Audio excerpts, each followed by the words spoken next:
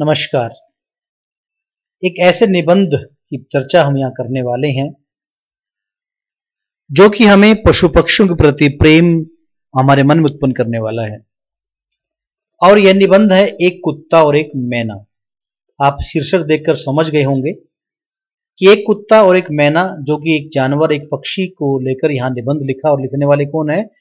हजारी प्रसाद द्विवेदी, जो कि स्वयं एक बहुमुखी प्रतिभा संपन्न कथाकार, कहानीकार, निबंधकार, आलोचक, समीक्षक रहे हैं। ऐसे बहुमुखी प्रतिभा संपन्न आचार्य प्रसाद द्विवेदी जी द्वारा रचित एक निबंध एक कुत्ता और एक मैना का पाठ हम यहाँ पर करने वाले हैं। और यह जो पाठ हम पढ़ने वाले हैं ये हमारे YouTube channel smart Hindi world पर आप देख रहे हैं। आप इसे सब्सक्राइब करें, बेल आइकन को दबाएं और आगे बढ़ें। आगे बढ़ करके आज हम अपना अध्ययन अब करने वाले हैं एक कुत्ता और एक मैना, जो कि हजारी प्रसाद द्विवेदी द्वारा रचित है। बताते हैं वो, आज से कई वर्ष पहले गुरुदेव के मन में आया कि शांति निकेतन को छोड़कर कहीं अन्यत्र चले जाएं। अब शांति निकेतन शब्द हमारे सामने आया है, गुरुदेव शब्द हमारे सामने आया, तो निश्चित रूप से हम किसकी बात कर रहे हैं? रविंद्रनाथ टैगोर जी की बात कर रहे हैं। और रविंद्रनाथ टैगोर जी शांति निकेतन को छोड़कर कहीं और जाने की बात सोच रहे हैं। इस प्रकार से उनके मन में एक प्रकार यह प्रश्न उत्पन्न हुआ। क्यों? क्योंकि स्वास्थ्य उनका बहुत अच्छा नहीं था, शायद इसलिए, या पता नहीं क्यों। तय पाया गया कि वे शांति निकेतन के पुराने, श्री निकेतन के पुराने तिमंजिले मकान में कुछ दिन रहे। शायद मौज में आकर ही उन्होंने निर्णय लिया होगा। वे सबसे ऊपर के तल्ले में रहने लगे। उन दिनों ऊपर तक पहुंचने के लिए लोहे की चक्करदार सीढ़ियां थी और वृद्ध और क्षीण वपु रविंद्रनाथ के लिए उन पर चढ़ सकना असंभव था, कि बुजुर्ग हो चुके थे, बूढ़े हो चुके थे, शरीर कमजोर था, कुछ अस्वस्थता थी। इस वजह से उस प्रकार से वो कर नहीं सकते थे। लेकिन फिर भी एक बड़ी कठिनाई से वे उन्हें वहां ले जाया जा सका। अब कोई विशेष मजबूरी रही, शांति निकेतन गुरुदेव को छोड़ना पड़ा और वहां इस प्रकार से 3 मंजिले मकान में श्री निकेतन के अंदर वो रहने लगे। उन दिनों छुट्टियां थी, आश्रम के अधिकांश लोग बाहर चले गए थे। एक दिन हमने सब परिवारों के दर्शन की ठानी। दर्शन को तो मैं जो यहाँ विशेष रूप से दर्शनीय बनाकर लिख रहा हूं, उसका कारण यह है कि गुरुदेव के पास जब कभी मैं जाता था तो प्राय वे यह कहकर मुस्कुरा देते थे, दर्शनार्थी है क्या? शुरू में मैं उनसे ऐसी बांग्ला में बात करता था जो वस्तुतः हिंदी मुहावरों का अनुवाद हुआ करती थी। देखिए, आचार्य प्रसाद द्विवेदी बताना चाह रहे हैं कि जब भी मैं उनके पास गया तब उसी प्रकार से अनेक प्रकार की मजाक कुछ ऐसा उनके बीच में चलता रहा। और गुरुदेव के पास बांग्ला भाषा में इस पर मिली जुली हिंदी मुहावरों का अनुवादित रूप में उनसे वार्तालाप करते थे। इस तरीके से वो कह रहे हैं कि हाँ, मैं कुछ विशेष रूप से बनाकर लिख रहा हूँ, दर्शनीय बनाकर लिख रहा हूँ। मतलब लेखक अपनी बात स्पष्ट कर रहे हैं। कौन? आचार्य प्रसाद द्विवेदी जी। आचार्य प्रसाद द्विवेदी जी कह रहे हैं कि मैं यहाँ पर दर्शन शब्द जो कर लिख रहा हूँ ये तो बनाकर लिख रहा हूँ, अन्यथा उनके पास तो मैं जब भी जाते थे वो मुस्कुरा कर कहते थे, कोई दर्शनार्थी आया है क्या? इस प्रकार से उन दोनों के बीच में कुछ मजाक भी होता था। किसी बाहर के अतिथि को जब वे अपने या उनके पास ले जाता था तो कहा करता था, एक भद्र लोग अपना दर्शने जने एन छेन, यानी जो बांग्ला में बोलने का प्रयास किया गया, एक भद्र पुरुष आपके दर्शनों के लिए यहाँ पर उपस्थित हुआ है। यह बात हिंदी में जितनी प्रचलित है उतनी बांग्ला में नहीं, इसलिए गुरुदेव जरा मुस्कुरा देते थे। बाद में मुझे मालूम हुआ कि मेरी यह भाषा बहुत अधिक पुस्तकीय है और गुरुदेव ने उस दर्शन शब्द को पकड़ लिया। इसलिए जब कभी मैं ऐसमें में पहुंच जाता तो वह हंसकर पूछते, दर्शनार्थी लेकर आए हो क्या? यहाँ यह दुख के साथ कह देना चाहता हूं कि अपने देश के दर्शनार्थियों में कितने ही इतने प्रगल्भ हैं कि समय असमय, स्थान अस्थान, अवस्था अनवस्था की एकदम परवाह नहीं करते थे, रोकते रहने पर भी आ ही जाते थे। यानी कि यहाँ पर लेखक बताना चाहते हैं कि यद्यपि गुरुदेव रविंद्रनाथ टैगोर की अस्वस्थता अधिक बढ़ गई थी, परंतु कुछ लोग ऐसे थे जो दर्शन लाभ लेने के लिए, उनसे मिलने मिलाने के लिए बार बार उनके पास आते थे। यद्यपि उन्हें मना भी कर दिया जाता था, परंतु वो बहुत आते थे। ऐसे दर्शनार्थियों से गुरुदेव कुछ भीत से रहते थे, कुछ भयभीत, थोड़े से भयभीत डरे रहते थे। अस्तु मैं बाल बच्चों के एक दिन श्री निकेतन जा पहुंचा। कई दिनों से उन्हें देखा नहीं था। गुरुदेव वहां बड़े आनंद में थे, अकेले रहते थे, भीड़ भाड़ उतनी नहीं होती थी जितनी शांति निकेतन में थी। जब हम लोग ऊपर गए तो गुरुदेव वहां बाहर एक कुर्सी पर चुपचाप बैठे अस्तगामी सूर्य की ओर निहार रहे थे। अस्तगामी सूर्य की ओर ध्यान स्मित नयनों से देख रहे थे। यानी कि जो पश्चिम का पथिक सूर्य अस्ताचल की ओर चला जा रहा था और उनको गुरुदेव रविंद्रनाथ टैगोर जी ध्यानमग्न होकर के अपने स्मित नेत्रों से देख रहे थे। हम लोगों को देखकर मुस्कुराए, बच्चों से जरा छेड़छाड़ की, कुशल से प्रश्न पूछे और फिर चुपचाप हो रहे। ठीक उसी समय उनका कुत्ता धीरे धीरे ऊपर आया, उनके पैरों के पास खड़ा होकर पूंछ हिलाने लगा। गुरुदेव ने की पीठ पर हाथ फेरा, आंखें मूंदकर अपने रोम रोम में उस स्नेह रस को अनुभव करने लगा। गुरुदेव ने हम लोगों की ओर देखकर कहा, देखा तुमने, ये आ गए, कैसे नहीं मालूम हुआ कि मैं यहीं हूं? आश्चर्य है, और देखो कितनी परितृप्ति उनके चेहरे पर दिखाई पड़ रही है। देखिए, सभी जानते हैं और मानते हैं और सबको पता भी होना चाहिए कि जब यदि किसी जानवर के प्रति हम स्नेह भरा व्यवहार करते हैं, उनके शरीर पर स्नेह वश होकर हाथ फिराते, चाहे वो कुत्ता हो, चाहे वो हमारे लिए पालतू, हमारे पास बिल्ली हो, कुछ भी हो, तब उनका सहज स्नेह हमारे प्रति भी देखने को मिलता है। और गुरुदेव इस प्रकार से उस कुत्ते के प्रति जो व्यवहार दिखा रहे थे, बहुत ही प्रशंसनीय था, बहुत आश्चर्य में डालने वाला था और बहुत परितृप्ति उसके चेहरे पर दिखाई पड़ रही थी, उस जानवर के चेहरे पर दिखाई पड़ रही थी। फिर कहते हैं कि हम लोग उस कुत्ते के आनंद को देखने लगे। किसी ने उसे राह नहीं दिखाई थी, न उसे बताया था कि उसके स्नेहदाता यहां से 2 मील दूर हैं, और फिर भी वह पहुंच गया। देखिए, कुत्तों के पास तो आप जानते हैं एक जो शक्ति होती है सूंघने की, उस शक्ति के सहारे वो बहुत दूर तक पहुंच जाते हैं, और यहाँ पर भी इसी प्रकार ऐसा ही हुआ कि 2 मील दूर तक वो कुत्ता वहां पर पहुंच जाता है। इसी कुत्ते को लक्ष्य करके उन्होंने आरोग्य में इस भाव की कविता लिखी थी। प्रतिदिन प्रातःकाल यह भक्त कुत्ता स्तब्ध होकर आसन के पास तब तक बैठा रहता जब तक अपने हाथों के स्पर्श से मैं इसका संग नहीं स्वीकार करता। कहने का अभिप्राय है कि जब वे कविता लिखते थे, रविंद्रनाथ टैगोर ने आरोग्य नाम से एक तरह से कविता अपने भाव व्यक्त करने के लिए लिखी, और अपने कुत्ते के प्रति जो उन्हें प्रेमवश उसके शरीर पर हाथ फेरने के लिए विवश करते थे, जब तक वो ऐसा नहीं कर लेते थे, उस कुत्ते के शरीर पर अपना हाथ नहीं फैला लेते थे, तब तक वो कुत्ता वहां से हटता ही नहीं था। इतनी सी स्वीकृति पाकर ही उसके अंग अंग में आनंद का प्रवाह बह उठता। इस वाक्यहीन प्राणी लोक में सिर्फ यही एक जीव अच्छा बुरा सबको भेद कर संपूर्ण मनुष्य को देख सकता है। वाक्यहीन प्राणी लोक में अर्थात इस पूरे संपूर्ण संसार जो कि जीवन लोक जिसे कहा जाता है, उसमें एकमात्र ऐसा जीव है, यह कौन? कुत्ता, जो कि संपूर्ण सबको भेद कर मनुष्य को देख सकता है, उस आनंद को देख सकता है जिसे प्राण दिया जा सकता है, जिसमें अहेतुक प्रेम ढाल दिया जा सकता है, जिसकी चेतना असीम चेतने लोक में राह दिखा सकती है। जब मैं इस मूक हृदय का प्राणपन आत्मनिवेदन देखता हूँ, जिसमें वह अपनी दीनता बताता रहता है, तब मैं सोच ही नहीं पाता कि उसने अपने सहज बोध से मानव स्वरूप में कौन सा कार्य किया होगा। इस तरीके से इस पूरे गद्यांश की यदि बात करें तो हम बताना चाहें यहाँ पर कि रविंद्रनाथ टैगोर जी किस प्रकार से अपने जानवरों के प्रति, अपने पक्षियों के प्रति प्रेम अर्पित करते थे, अभिव्यक्त करते थे। हजारी प्रसाद द्विवेदी जी ने इन सबको अपने आंखों से देखा, समझा है और साथ साथ उनके जिया है, और वो यही बताना चाहते हैं कि हम सबको भी इन मूक प्राणियों के प्रति, वाक्यहीन प्राणियों के प्रति, मूक प्राणियों के प्रति सदैव सहानुभूति प्रेम रखना चाहिए, क्योंकि ये भी एक जीव होते हैं। मूल्य अस्वीकार किया। इसकी भाषाहीन दृष्टि की करुण व्याकुलता जो कुछ समझती है उसे समझा नहीं पाती, और मुझे इस सृष्टि में मनुष्य का सच्चा परिचय समझा देती है। यानी कि जो ये जीव होते हैं, अर्थात कुत्ते आदि और अन्य जो जीव होते हैं, यदि वो बोल नहीं पाते, भाषा उनके पास नहीं होती, परंतु अपने जो भाषा होती है, स्पष्ट उनके पास जो भाषा होती है, या उनके क्रियाकलाप, उनका व्यवहार, उनकी व्याकुलता हम सबको समझा देती है वो क्या कहना चाहते हैं, क्योंकि कुत्ता वफादार भी बहुत अधिक होता है। इस प्रकार कवि की मर्म भेदी दृष्टि ने इस भाषाहीन प्राणी की करुण दृष्टि के भीतर उस विशाल मानव सत्य को देखा है जो मनुष्य के अंदर भी नहीं देख पाता। यानी कि जो कवि रविंद्रनाथ टैगोर जी ने इस भाषाहीन, इस मूक प्राणी के मन की जो भावना को पढ़ने का प्रयास किया, वो ऐसा केवल विशाल हृदय वाला व्यक्ति कर सकता था, जो कि रविंद्रनाथ टैगोर जैसे व्यक्ति ने करने का प्रयास किया और जो मनुष्य के भीतर भी नहीं देख पाते, यानी कि स्वयं एक मानव होते हुए भी एक दूसरे के प्रति सहानुभूति नहीं जता पाते, परंतु एक मनुष्य ने इस प्रकार से उस जानवर के अंदर के रहस्य को जान लिया। मैं जब यह कविता पढ़ता हूं तब मेरे सामने श्री निकेतन के तितले पर की वह घटना प्रत्यक्ष सी हो उठती है। तीसरी मंजिल की जो घटना थी वो प्रत्यक्ष हो उठती है।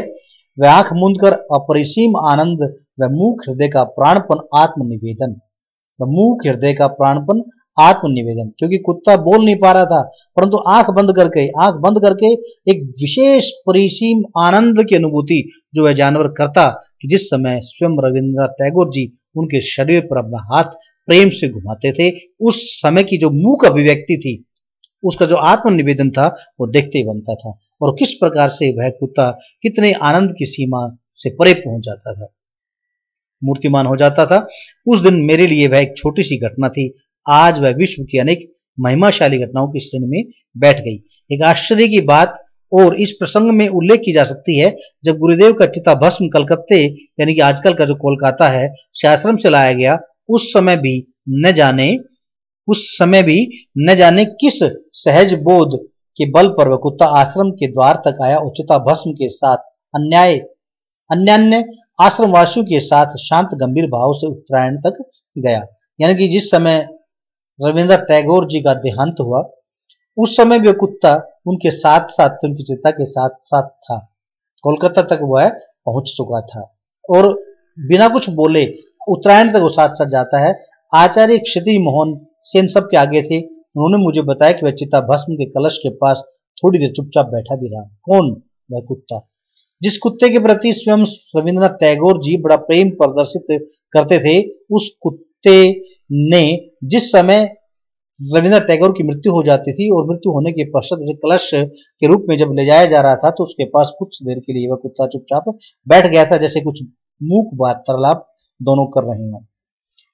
कुछ और पहले की घटना याद आ रही है। उन दिनों शांति निकेतन में नया ही आया था। कौन? मैं से मतलब हजारी प्रसाद द्विवेदी जी अपने बारे में बता रहे कि उन दिनों में शांति निकेतन में अभी शुरू ही हुआ था आना ही। गुरुदेव से अभी उतना दृष्ट नहीं हो पाया था। गुरुदेव उन दिनों सुबह अपने बगीचे में टहलने के लिए निकला करते थे। मैं एक दिन उनके साथ हो गया था। मेरे साथ एक और पुराने अध्यापक थे। सही बात तो यह है कि उन्होंने ही मुझे भी अपने साथ ले लिया था। गुरुदेव एक एक फूल पत्ते को ध्यान से देखते हुए अपने बगीचे में टहल रहे थे और उक्त अध्यापक महाशय से बातें करते जा रहे थे। मैं चुपचाप सुनता जा रहा था। गुरुदेव ने बातचीत के सिलसिले में एक बार कहा, अच्छा साहब, आश्रम के कोई क्या हो गए? उनकी आवाज सुनाई नहीं देती। न तो मेरे साथी उस अध्यापक महाशय को खबर थी कि और न ही मुझे ही। बाद में मैंने लक्ष्य किया कि सचमुच कई दिनों से आश्रम में कोई नहीं दिख रहे हैं, यानी कि टहल रहे हैं, घूम रहे हैं उसमें, लेकिन उसके पश्चात उस बगीचे में, आश्रम में, तो वहां पर कौवों की आवाज सुनाई नहीं पड़ी। इस पर गुरुदेव ने कहा कि आजकल पता नहीं क्या हो गया कि कोई कहीं नजर नहीं आती, उनकी आवाज सुनाई नहीं पड़ती। मैंने तब तक कौवों को सर्वव्यापक पक्षी समझ रखा था। अचानक उस दिन मालूम हुआ ये भले आदमी भी कभी कभी प्रवास को चले जाते हैं या चले जाने को बाध्य होते हैं। एक लेखक ने कौवों की आधुनिक साहित्यिकों से उपमा दी है, क्योंकि इनका मोटो है मिस्चिफ फॉर मिस्चिफ सेक, शरारत के लिए ही शरारत, यानी कि एक मोटो है शरारत के लिए ही शरारत। तो क्या कौवों का प्रवास भी किसी शरारत के उद्देश्य से था? प्राय एक सप्ताह के बाद बहुत कोए दिखाई देने लगे। वहां पर बहुत कोए आ चुके थे, दिखाई दिए। यानी कि इस प्रकार से रविंद्रनाथ टैगोर जी जो गुरुदेव के रूप में यहाँ संबोधित हैं हजारी प्रसाद द्विवेदी द्वारा, वो इस प्रकार से कौवों को न देख पाने के कारण बगीचे आश्रम में चिंतित होते हैं। और यह चिंता एक प्राणी की, एक मानव की, एक मूक प्राणियों के प्रति है, जो कि हम सबको प्रेरित करती है कि हमें भी इस प्रकार से पशु पक्षियों के प्रति अपना प्रेम प्रदर्शित करते रहना चाहिए। एक दूसरी बार मैं सवेरे गुरुदेव के पास उपस्थित था। उस समय एक लंगड़ी मैना फुदक रही थी। गुरुदेव ने कहा, देखते हो ये यूथ भ्रष्ट है, रोज फुदकती है। ठीक यहीं आकर मुझे इसकी चाल में करुण भाव दिखाई देता है। गुरुदेव ने अगर यह न कह दिया होता तो मुझे उसका करुण भाव एकदम नहीं दिखता। मेरा अनुमान था कि मैना करुण भाव दिखाने वाला पक्षी है ही नहीं, वह दूसरों पर अनुकंपा ही दिखाया करती है। 3-4 वर्ष से मैं एक नए मकान में रहने लगा हूं। मकान के निर्माताओं ने दीवारों में चारों ओर एक एक सुराख छोड़ रखी है। यह कोई आधुनिक वैज्ञानिक खतरे का समाधान होगा? सो एक मैना दंपत्ति नियमित भाव से प्रतिवर्ष यहाँ गृहस्थी जमाया करते हैं। तिनके और चिथड़ों का अंबार लगा देते हैं। भले मानस गोबर के टुकड़े तक ले आना नहीं भूलते। हैरान होकर हम सुराखों में ईंटें भर देते हैं, परंतु वे खाली बची जगह का भी उपयोग कर लेते हैं। पति पत्नी जब तक कोई तिनका लेकर सुराख में रखते हैं तो उनके भाव देखने लायक होते हैं। पत्नी देवी का तो क्या कहना, एक दिन का ले आई, फिर एक पैर पर खड़ी होकर जरा पंखों को फटकार दिया, चोंच को अपने ही पैरों से साफ कर लिया, फिर नाना प्रकार की मधुर विजयोद्घोषी वाणी में गान शुरू कर दिया। हम लोगों की तो उन्हें कोई परवाह ही नहीं रहती। अचानक इसी समय अगर पति देवता भी कोई कागज या गोबर का टुकड़ा लेकर उपस्थित हुए तब तो क्या कहना। देखिए, लंबा गद्यांश चल रहा है। यहाँ पर आचार्य हजारी प्रसाद द्विवेदी बताना चाहते हैं कि यदि मैना, कौन सी मैना, जो उन्हें आश्रम में दिखाई पड़ी थी गुरुदेव के सामने, जो कि कुछ लंगड़ी थी और वह वापस वहीं हर रोज आकर के फुदकती थी, तो गुरुदेव ने यह बताने का प्रयास किया कि वह क्या है, रोज यहाँ फुदकती है, अर्थात अपने करुण भाव को एकदम यहाँ पर दिखाने का प्रयास करती है। मैंने पहली बार ऐसा जाना। लेकिन बताते हैं कि मेरे मन में तो कभी ऐसा कोई भाव आया ही नहीं कि मैना भी अपना करुण भाव दिखा सकती, क्योंकि यह तो ऐसा पक्षी है ही नहीं। और अपने मकान की बात भी यहाँ पर पूरी बताई गई कि एक दो मकान में सुराख छोड़ दिए गए थे, परंतु हम कई बार उन्हें ईंट आदि से भर देते हैं, जो कि हमारे लिए यहाँ ऐसा करना उचित नहीं था, क्योंकि पक्षियों का बसेरा भी वहां पर होना जरूरी होता है। और जब पति महोदय भी गोबर का टुकड़ा आदि लेकर उपस्थित हो जाते तो पत्नी का तो कहना है क्या, दोनों के नाच गान और आनंद नृत्य में सारा मकान मुखरित हो उठता। इसके बाद ही पत्नी देवी जरा हम लोगों की ओर मुखातिब होकर लापरवाही भरी अदा से कुछ बोल देती। पति देवता भी मानो मुस्कुराकर हमारी ओर देखते, कुछ रिमार्क करते और मुंह फेर लेते। पक्षियों की भाषा तो मैं नहीं जानता, पर मेरा निश्चित विश्वास है कि उनमें कुछ इस तरह की बातें हो जाया करती होंगी। यानी कि लेखक आचार्य प्रसाद द्विवेदी उन दोनों पति पत्नी अर्थात तोता और मैना की जो बातें इस प्रकार से चर्चा का विषय बना रहे हैं, जो कि संवादात्मक शैली में हमारे सामने अब आने वाला है। किस तरीके से वो अपनी अभिव्यक्ति हम सबको देना चाहते थे, उन सब का चित्रण यहाँ लेखक करना चाहते हैं। जैसे कि यहाँ पर बताने का प्रयास किया लेखक ने, पत्नी, ये लोग यहाँ कैसे आ गए जी? पति, बेचारे आ गए हैं तो रह जाने दो, क्या कर लेंगे। पत्नी, लेकिन फिर भी इनको इतना तो ख्याल होना चाहिए कि हमारा प्राइवेट घर है। पति, आदमी जो है इतनी अकल कहाँ। पत्नी, जाने भी दो, पति और क्या। देखिए, यहाँ पर ये 7-8 पंक्तियों में किस प्रकार से पशु पक्षियों या पक्षियों के बीच में, विशेषकर तोता और मैना के बीच में लेखक ने कितने सुंदर संवाद अभिव्यक्त करने का प्रयास किया। यानी कि तोता और मैना आपस में बात करें, पत्नी तो मैना जो पूछती है कि यहाँ पर कैसे आ गए, क्यों आ गए, इस तरीके से आदमी कहते हैं, पति कहता है कि आदमी जो है इनको इतनी अकल कहाँ है हमारे प्राइवेट घर में झाका झाकी करने की। परंतु फिर भी इस तरह से उन दोनों पक्षियों की वार्तालाप को बड़े सुंदर ढंग से लेखक व्यक्त करना चाहते हैं यहाँ पर। फिर देखिए आगे, सो इस प्रकार की मैना कभी करुण हो सकती है, यह मेरा विश्वास ही नहीं था। गुरुदेव की बात पर मैंने ध्यान से देखा तो मालूम हुआ कि सचमुच उसके मुख पर एक करुण भाव है। अब कौन सी मैना की बात कर रहे हैं? यहाँ उस मैना की बात की जा रही है जो गुरुदेव रविंद्रनाथ टैगोर के सामने लंगड़ी थी और वह एक तरह से फुदक रही थी। उसके चेहरे पर करुण भाव इस समय यहाँ पर आचार्य हजारी प्रसाद द्विवेदी जी बता रहे हैं कि मुझे भी दिखाई देने लगे कि जैसे कुछ करुण भाव उसके चेहरे पर थे। शायद ये विदुर पति था जो पिछली स्वयंवर सभा के युद्ध में आहत और परास्त हो गया था। यह विधवा पत्नी है जो पिछले बिडाल के आक्रमण के समय पति को खोकर युद्ध में ईश्वर चोट खाकर एकांत विहार कर रही है। हाय, क्यों इसकी ऐसी दशा है? शायद इसी मैना को लक्ष्य करके गुरुदेव ने बाद में कविता लिखी थी, जिसके कुछ अंश का सार इस प्रकार है। अब यहाँ पर लेखक एक कविता का चित्रण करने वाले हैं, जो कविता गुरुदेव द्वारा लिखित है और जो कि इस पक्षी को लेकर के है, जो मैना के जीवन को लक्ष्य करके यहाँ बताने का प्रयास किया। 2-3 प्रकार के कयास लगाए, या तो वह विदुर है या वह विधवा पत्नी है, जिस प्रकार से अपने विरह को व्यक्त कर रही है। उस मैना को क्या हो गया ये सोचता हूँ, क्यों वह दल से अलग होकर अकेली रहती है। पहले दिन देखा था सेमर के पेड़ के नीचे मेरे बगीचे में, जान पड़ा जैसे एक पैर से लंगड़ा रही हो। इसके बाद उसे रोज सवेरे देखता हूँ संगीहीन होकर कीड़ों का शिकार करती फिरती है, चढ़ जाती है बरामदे में, नाच कर चहलकदमी किया करती है, मुझ जरा भी नहीं डरती। क्यों है ऐसी दशा उसकी? समाज के किस दंड पर उन्हें निर्वासन मिला है? दल के किस अविचार पर उसने मान किया है? कुछ दूरी पर और मैनाएं बक झक कर रही हैं, घास पर उछल कूद रही हैं, उड़ती फिरती हैं शीर्ष के वृक्ष की शाखाओं पर। इस बेचारी को ऐसा कुछ भी शौक नहीं है। इसके जीवन में कहीं कहाँ गांठ पड़ी है ये सोच रहा हूं। सवेरे की धूप में मानो सहज मन से आहार चुगती हुई झड़े हुए पत्तों पर कूदती फिरती है सारा दिन। किसी के ऊपर इसका कुछ उपयोग है, यह बात बिल्कुल नहीं जान पड़ती। इसकी चाल में वैराग्य का गर्व भी तो नहीं है, दो आग सी जलती आंखें भी तो नहीं दिखती इत्यादि। यानी कि यहाँ पर जितना भी अंश हमने पढ़ा है कुछ काव्यात्मक शैली की तरह नजर आया, और काव्यमयी अभिव्यक्ति में कवि लेखक बताना चाह रहे हैं कि किस तरीके से वह जो मैना है अपने जीवन को जी रही है और कितना कष्ट वो भोग रही है, क्यों वह अकेली है, क्यों उसकी जिंदगी के सुख सारे मिट गए हैं। इस प्रकार की चर्चा यहाँ पर लेखक करना चाहते हैं और उसके प्रति आत्मीयता दिखाने का प्रयास कर रहे हैं।